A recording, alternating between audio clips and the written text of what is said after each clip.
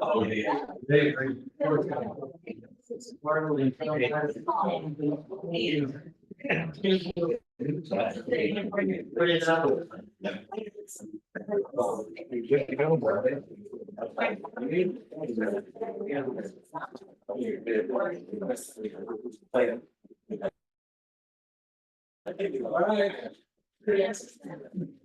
Good to be back with y'all.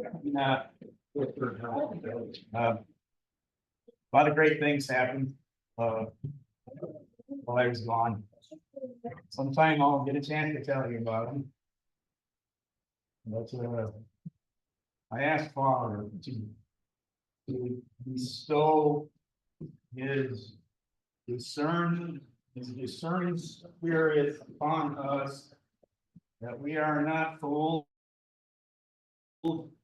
by the great deception that is coming. Let it be so.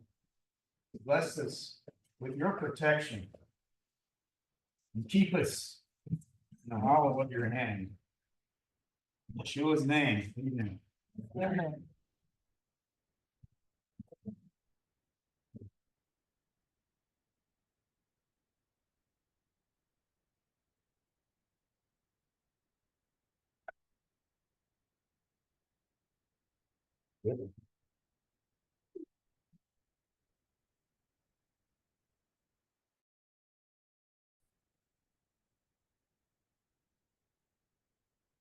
His feet will stand on the Mount of Olives. This turned out to be more of a signs and circumstances and conditions more than a timeline that I had planned on, because sometimes when I get into the direction of where it's going to go, Father has other ideas. So I'm going to take this in the flavor of Matthew 24 and show from the first marriage to the second marriage after our divorcement. There was a question on whether or not Yeshua would return to earth literally. And there are a number of scriptures that say yes. Will he be flesh and blood? No. He will be in a glorified state. It says, and his feet shall stand in that day upon the Mount of Olives, Zechariah 14:4, which is before Jerusalem on the east, and the Mount of Olives shall cleave in the midst thereof toward the east and the west. That's second advent, and there's going to be a great earthquake, and the Mount of Olives will split in two. We know about the Garden of Gethsemane. That's at the foot of the Mount of Olives, which means oil press.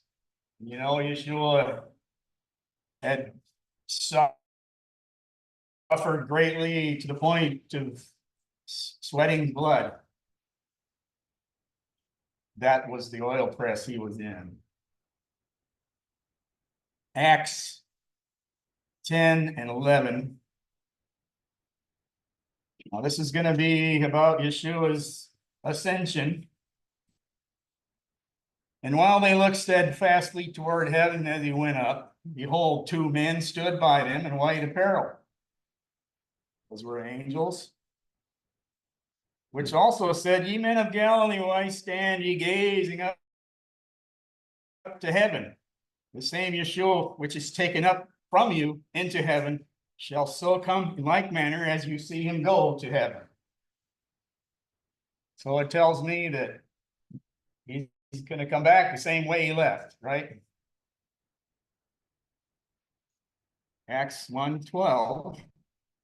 Then returned they unto Jerusalem from the mount called Olivet, which is from Jerusalem a Sabbath day's journey. And I just wanted to stress that Luke is the presumed author of the Acts of the Apostles. So he's one of the gospel writers. Yeshua will be glorified, and we will too, when we see him as he is, because we will be like him.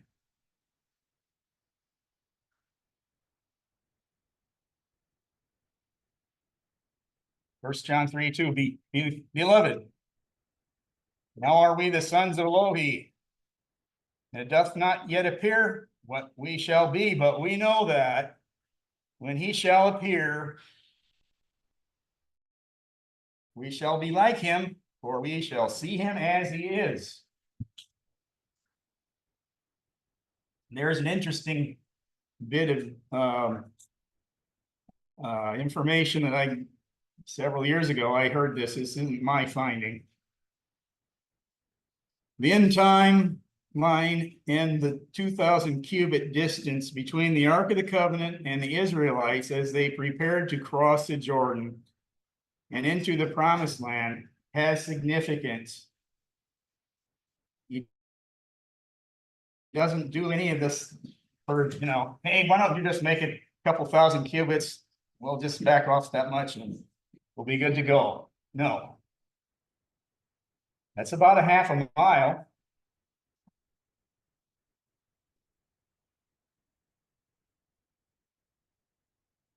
The ark went first. Before they crossed the Jordan, the ark went first. They're half a mile ahead, roughly. And then people. The ark represents Yeshua's royal reign. Yeshua went ahead of us by about 2,000 years, didn't he? That's the significance of that number.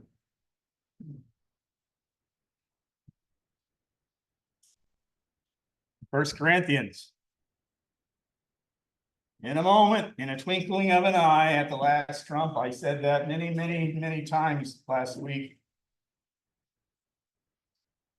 Because many of the people that went through there were under the assumption that they wouldn't have to endure any of the hardship posed by the tribulation.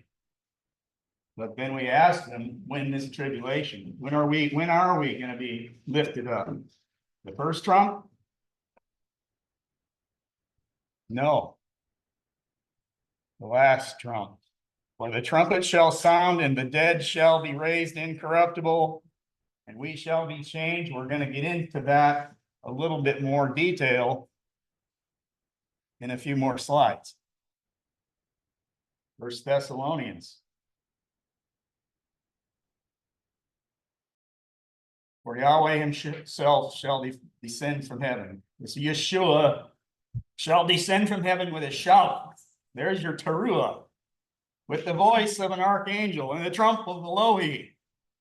And the dead in Mashiach shall rise first. See? The dead will rise first. The ones in Messiah will rise first. Then we which are alive and remain shall be caught up together with them in the clouds, to ever meet Messiah, the anointed one, in the air. So shall we ever be with the anointed one. Matthew 24. We're pretty familiar with that, right? Famous end time prophecy by Yeshua. Matthew 24:3, and as he sat upon the Mount of Olives, the disciples came unto him privately. Crowds were gone. Tell us, they said, when shall these things be? And what shall be the sign of thy coming and the end of the age?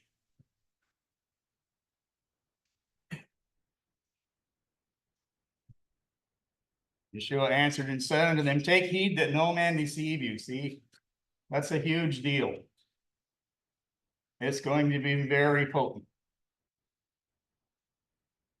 For many shall come in my name, saying, I am Yeshua, I am Christ, and shall deceive many. Well, we got a lot of people doing that right now. It doesn't have to be a fake Jesus.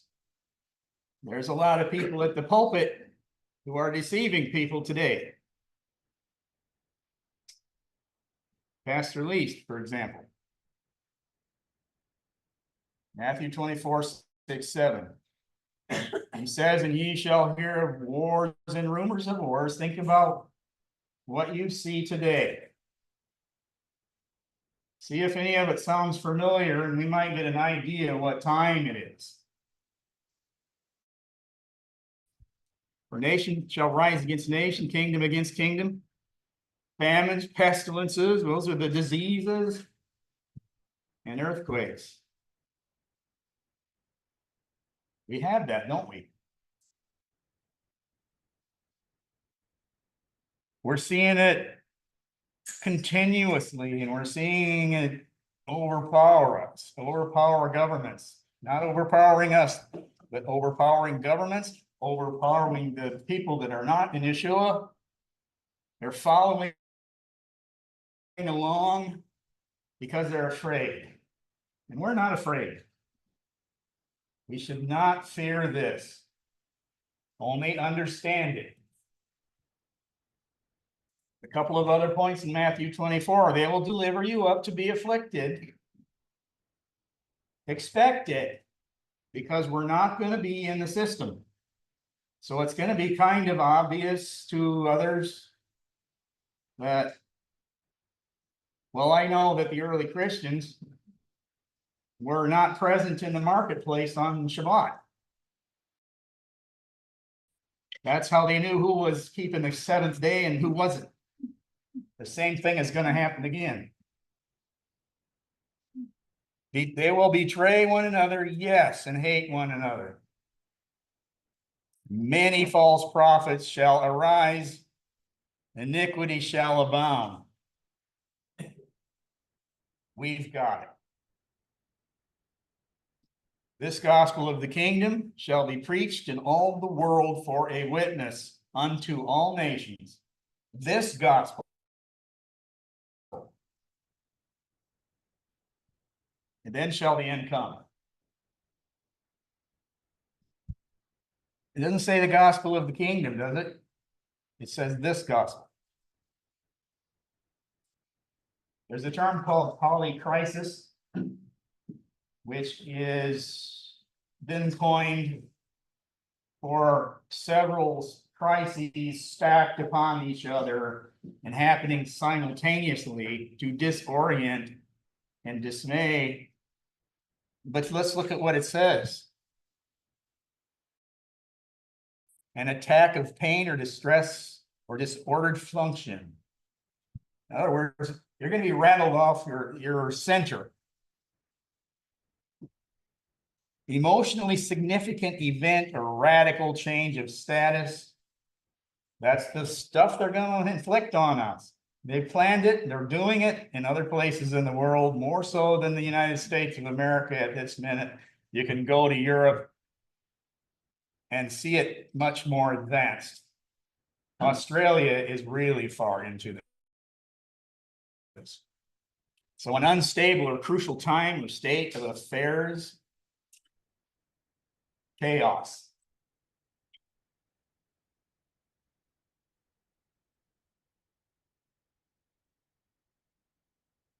Matthew 24:15. We're supposed to look for the abomination of desolation, right? You see the abomination of desolation spoken of by Daniel the prophet, stand in the holy place.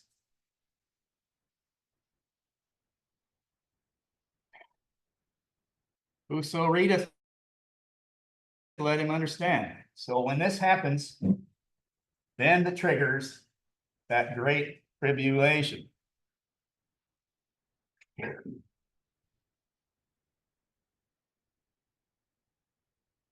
I thought of the abomination of desolation in my early years as an object or an idol or some entity. I'm not thinking that anymore. In the midst of the week, let's get that back. In the midst of the week, that's 3.5, right? half of 7. That's where people get to 3.5 years. And then the other 3.5. He shall cause the sacrifices. This is on the Temple Mount. He will cause the sacrifice and oblation to cease. And for the overspreading of abominations, he shall make it desolate. That doesn't sound like an object or an entity. Even until the consummation and that determined shall be poured out on the desolate. So if we look at these definitions here, the overspreading is like the wings of a bird. You project, it's going to be all over. It's going to be covering. Disgusting. Filthy idolatry. You've heard of people getting their scoots? That's where you get, that's the word. And look at this. Desolate. You're stunned by what you're seeing and participating in. You're grown numb and you're stupefied by what you're seeing. This is huge. This is what I can't stress enough how potent this is going to be. So it's the disgusting, filthy idolatry that's going to be happening on the Temple Mount.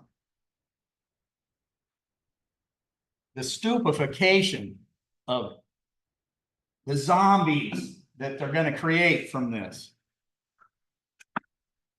This is what's coming.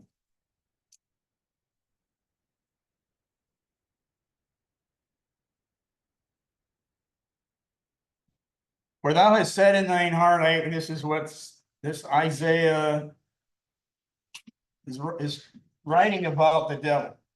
Thou hast said in thine heart, I will descend unto heaven. I will exalt my throne above the stars of Elohim. I will sit also upon the mount of the congregation. There it is. In the sides of the north. I will ascend above the heights of the clouds, and I will be like the Most High. Isn't that what the devil wants? This is why we just talked about stamping down of pride in so many words from the songs and from the readings. We're like a flower, and the wind blows, and we're gone. Just a very fleeting existence.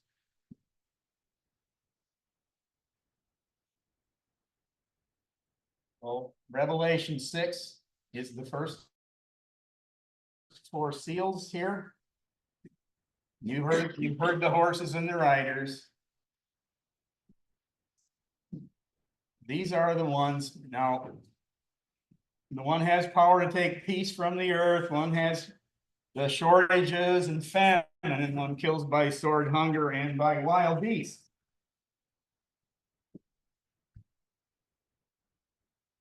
Are we seeing this coming? What about the shortages? What about the coming hunger? What about those poor people in the flood zone? War. War against the American people by their own government. Global government is coming in.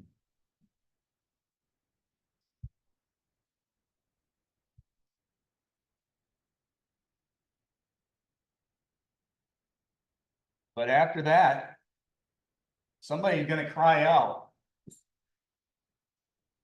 I saw under the altar the souls of them that were slain for the word of Elohim. We have that. We are those people. And for the testimony which they held, these are the people before us. But we are like them. We are at the end. Okay? How long, O Lord, faith, holy and true, dost thou not judge and avenge our blood on them that dwelleth on the earth?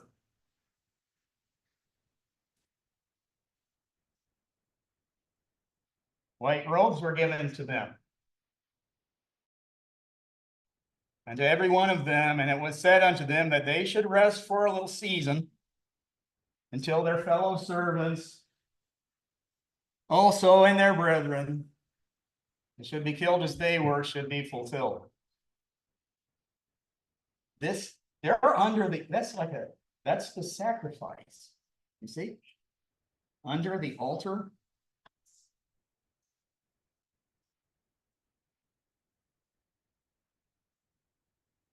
The sixth seal, a great earthquake, the sun became black as sackcloth of hair, and the moon became as blood.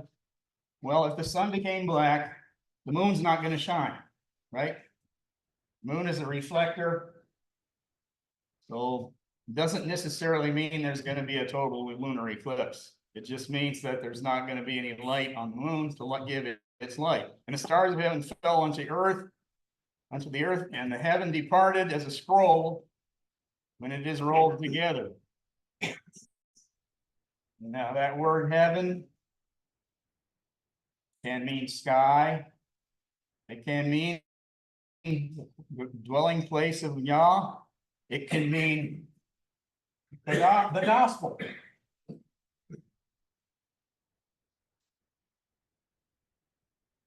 So what's going to happen is there's going to be some very dramatic astral or atmospheric event that follows this. 2 Thessalonians 2:4, who opposeth and exalteth himself above all that is called Elohim, or that is worshipped, so that he as Elohim in the temple sitteth in the temple of Elohim, showing himself that he is Elohim. That's what we're looking at. That's what this is coming into play right now. This is being manipulated and formed so that this takes place. So we have these things that we've talked about. We had the first marriage. We didn't mention that at first. The marriage vow, all that he saith we will do. I do. Joshua 3:4, crossing the Jordan and 2,000 cubits ahead, and the first ministry of Yeshua, the Messiah, and the ascension 2,000 years ago. Matthew 24, Revelation 6, conditions indicating the end of the age and the second advent of Yeshua HaMashiach.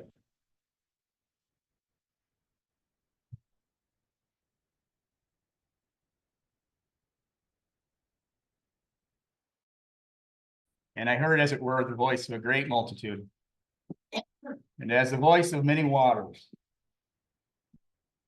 as a voice of mighty thundering, saying, Hallelujah, Yahweh Elohim omnipotent reigneth.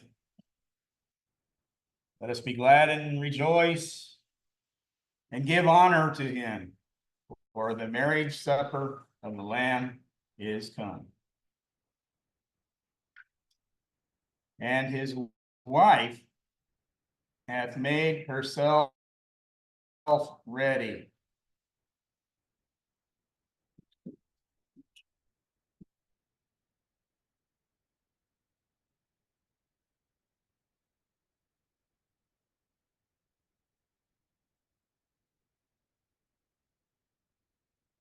And unto her was granted that she should be arrayed in fine linen, clean and white.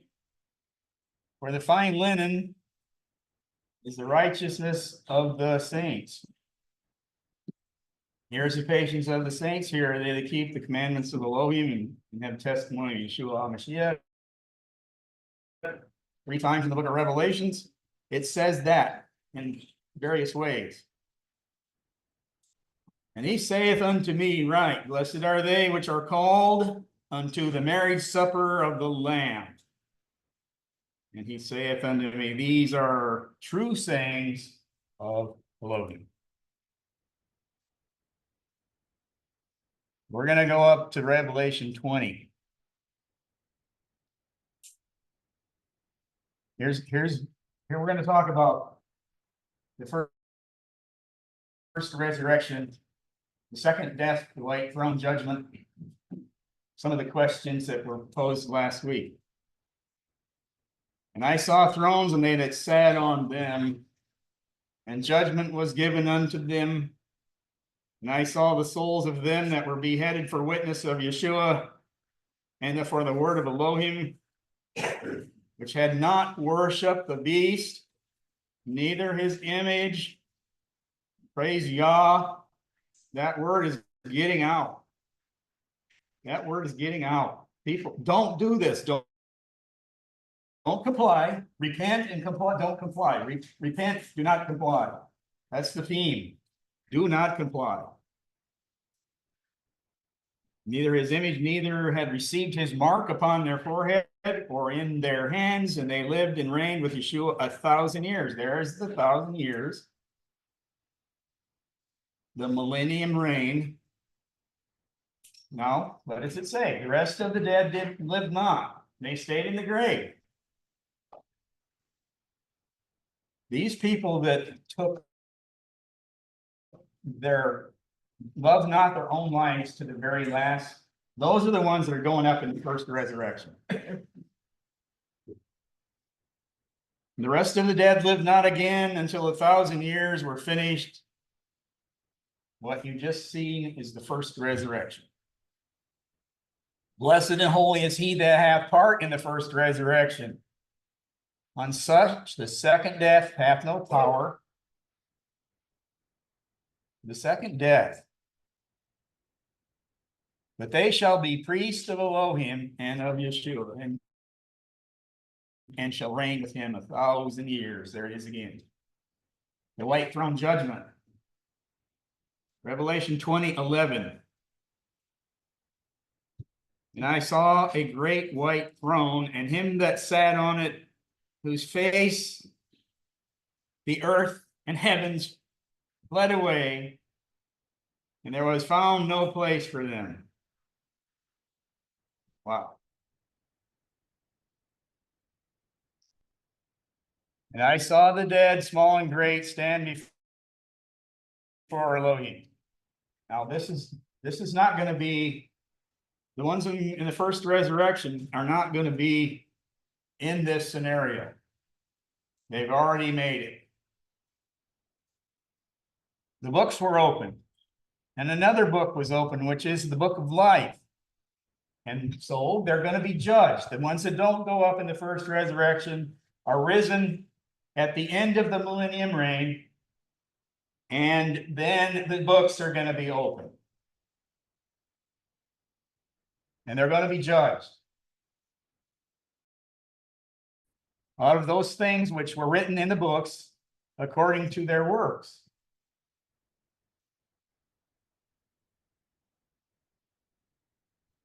And the sea gave up the dead which were in it, and the death and hell delivered up the dead which were in them, and they were judged, every man according to their works. And death and hell were cast into the lake of fire. This is the second death.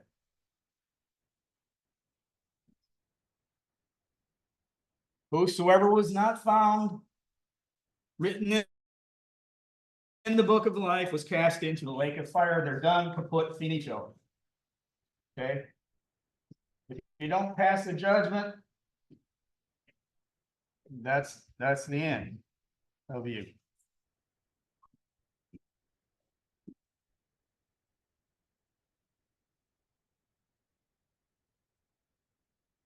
I didn't actually get to do everything I wanted to do with this, but I think it gives a decent idea, particularly on the first resurrection, second death, and all that, right? Is there any questions on that?